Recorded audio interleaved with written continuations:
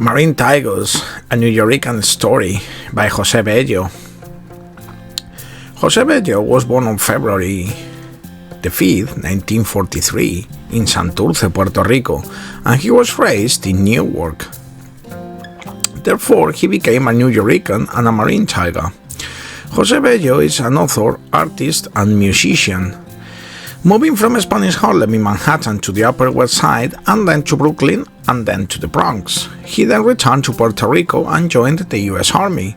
After his tour of duty, he earned two college degrees. He now has his art exhibited in the American Visionary Art Museum in Baltimore, Maryland.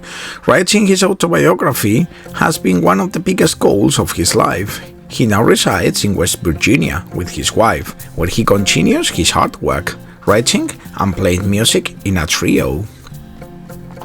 This book, Marine Tigers, is a true American story told by a self-described NewyoRican. It begins on the colorful island of Puerto Rico and goes on to New York City, where the story of assimilation into American life begins. To trace a family's history, bringing events, places, and facts to light. Yet, Jose Bello's accounting not only describes his reasoning of the twists turns to be taken, but paints a picture of emotions suffered and emotions savored in the course of human lives. Marine Tigers is an amazing book about the experiences of a Puerto Rican family who traveled from the island to New York City in the 1940s.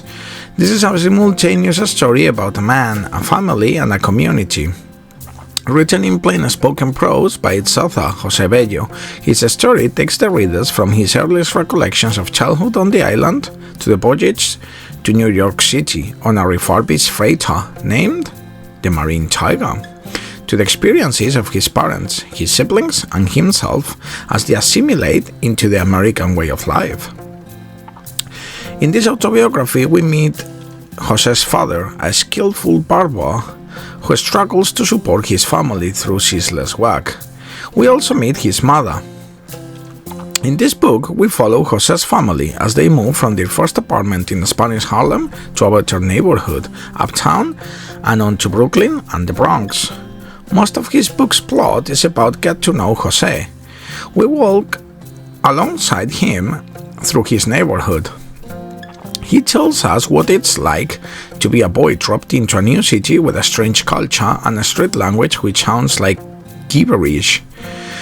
We will grow with him and will navigate the streets of New York, which offer a mix of fun, excitement, and ever-present atmosphere of violence. During this trip on the streets, he will show us how to recognize the dangers lurking everywhere, from bullies, gangs, and even the police. In terms of people, Jose will introduce us to a diverse and colorful cast of characters, including Freddie and the musical Danny, who along with Jose and others will form a successful doo-wop group called the Enchantos.